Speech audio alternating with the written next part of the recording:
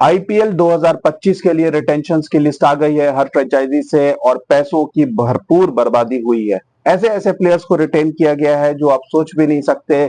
कुछ ऐसे प्लेयर्स को इतने पैसे दिए गए हैं जो इनएक्सप्लिकेबल है। लेकिन ओवरऑल मैं यही कहूंगा कि कुछ ही फ्रेंचाइजेस थे जिन्होंने इस रिटेंशन का सही फायदा उठाया है। बहुत ज्यादा टीम्स हैं और बहुत बड़ी लिस्ट है, तो चलिए जल्दी से पहले पूरी टीम की लिस्ट देख लेते हैं एक बार आपकी स्क्रीन पर। तो ये आप पूरी लिस्ट देख सकते हैं वन बाय वन। जब हम बात करेंगे तो इन रिटेंशन की बात करेंगे, लेकिन दो ही टीम्स हैं केकेआर और राजस्थान रॉयल्स जिन्होंने पूरे 6 रिटेंशन यूज किए हैं, यानी इनके पास एक भी आरटीएम कार्ड नहीं है। बाकी हर फ्रेंचाइजी ने कम किए हैं। सबसे कम किए पंजाब किंग्स ने जिन्होंने सिर्फ 2 रिटेंशन किए हैं। मेक सेंस क्योंकि उनकी टीम भी वाहियात थी। अब बात करते हैं, सबसे पहले शुरू करते हैं आरसीबी के साथ, क्योंकि आरसीबी मेरे ख्याल से सबसे स्टूपिड फ्रेंचाइजी है आईपीएल की हिस्ट्री में और शायद वर्ल्ड की लीग हिस्ट्री में भी सबसे स्टूपिड होगी। हालांकि मैं बाकी लीग्स फॉलो नहीं करता तो मैं डिटेल में नहीं कह सकता, लेकिन आरसीबी की बात करते हैं। विराट कोहली जो अब रिटायर हो चुके हैं, उन्हें 21 करोड़ में रिटेन किया गया है। भाई वाह, जबरदस्त। 21 करोड़ में विराट कोहली को रिटेन किया गया, लेकिन मैक्सवेल को रिलीज कर दिया गया जो एक्टिव प्लेयर हैं, जो एक्चुअली में टी20 के स्टॉलवर्ट है।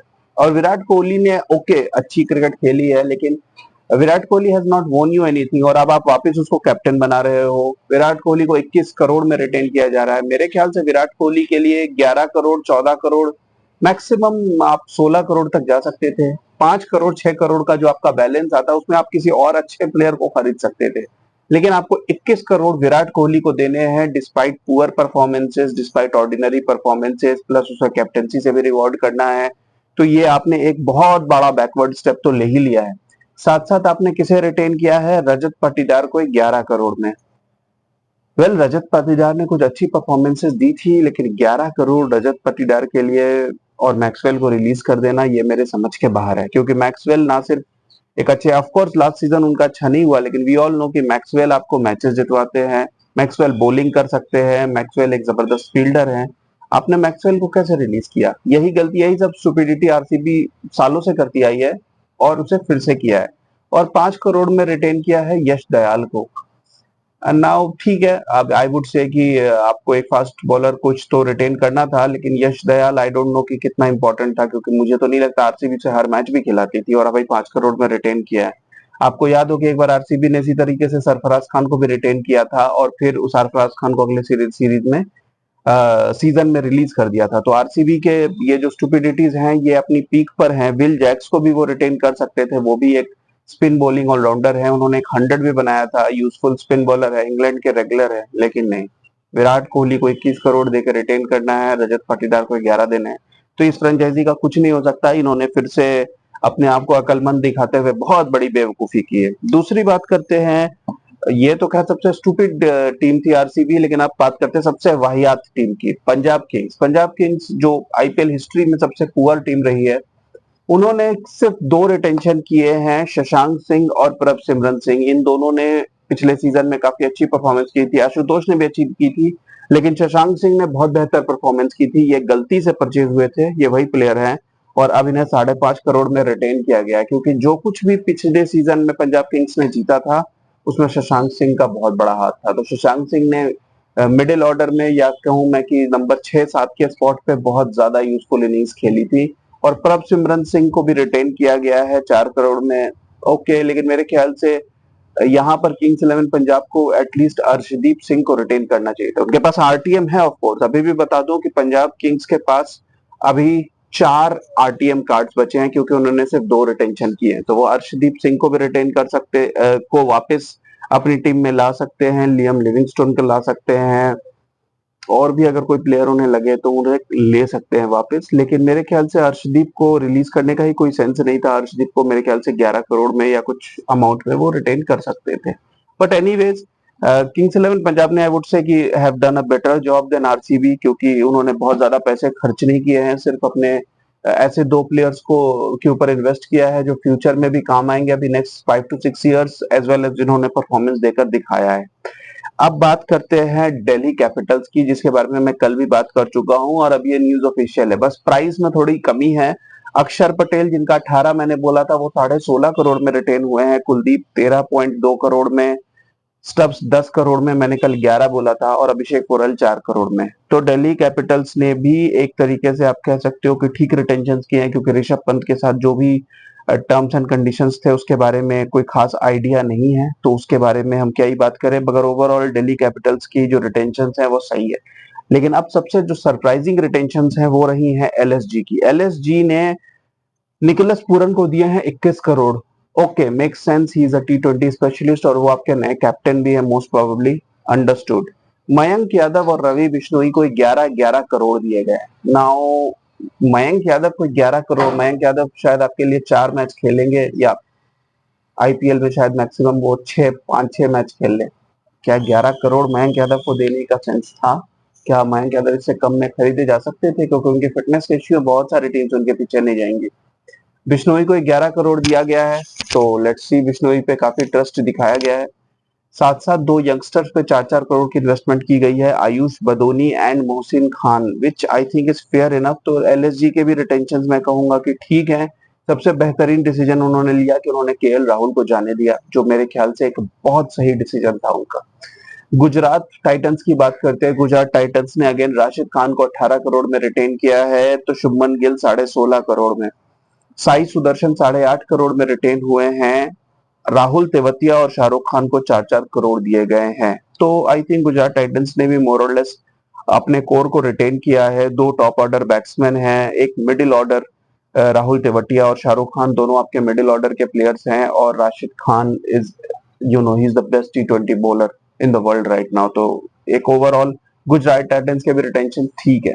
राजस्थान रॉयल्स ने काफी सरप्राइज किया है, क्योंकि उन्होंने शिमरन हेटमायर को रिटेन किया है 11 करोड़ में, और काफी अच्छे अच्छे प्लेयर जैसे जॉस बटलर को जाने दिया है, ट्रेंट बोल्ट को जाने दिया है।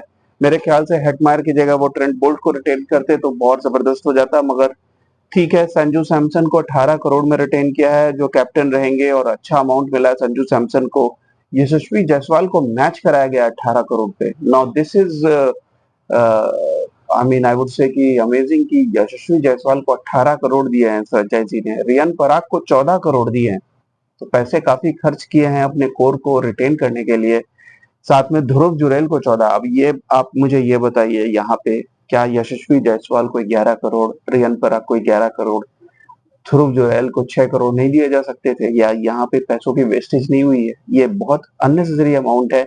इतना बड़ा अमाउंट है कि अब राजस्थान रॉयल्स बचिए, जो भी आपके ऑक्शन में वो आएंगे वो सिर्फ छोटे प्लेयर्स पर इन्वेस्ट करेंगे, क्योंकि बड़े प्लेयर्स पे इन्वेस्ट करने के लिए पैसा कहाँ बचा है।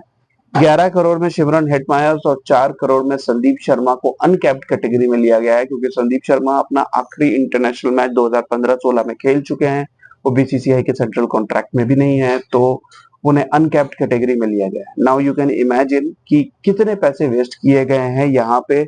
अगर मैं आपको बोलूं तो 79 करोड़ खर्च किए गए हैं इन सिर्फ 5 प्लेयर्स में। तो अब राजस्थान रॉयल्स के पास सिर्फ 40 करोड़ हैं, जिनसे उन्हें अपनी बाकी टीम बनानी है। तो मेरे ख्याल से प्लेयर्स की चॉइस सही थी, अमाउंट की चॉइस आउटराइट स्टूपिड, और मेरे ख्याल से इसे बहुत कम पैसों में ये सारे प्लेयर्स रिटेन हो सकते थे, या आरटीएम कार्ड में आप इन प्लेयर्स को वापस ले सकते थे। कोई जरूरत नहीं थी, आरटीएम कार्ड में भी आप वही प्लेयर्स को उन्हीं अमाउंट में आप ले सकते थे। मेरे ख्याल से ध्रुव जुरैल के ऊपर इतना पैसा कोई नहीं देता। एनीवेज, मुंबई इंडियंस की बात करते हैं। मुंबई इंडियंस ने सेफ खेला है, रोहित शर्मा को इसलिए रिटेन किया है to avoid the backlash they face last year. Otherwise future के हिसाब से इसका कोई सेंस नहीं बनता था, लेकिन जिस तरीके की बैकलैश उन्हें लास्ट ईयर मिली थी, और अगर रोहित शर्मा को वो रिलीज कर देते और कोई दूसरी टीम उन्हें खरीद लेती, तो फिर मुंबई इंडियंस को अपने होम में फिर से बहुत सारी बैकलैश मिलती। तो उन्होंने ये सेव किया है कि रोहित शर्मा को रिटेन किया है, और मोर और लेस इक्वल अमाउंट में हार्दिक पांड्या, रोहित शर्मा और सूर्य कुमार यादव तीनों को 16.3 करोड़ दिए हैं।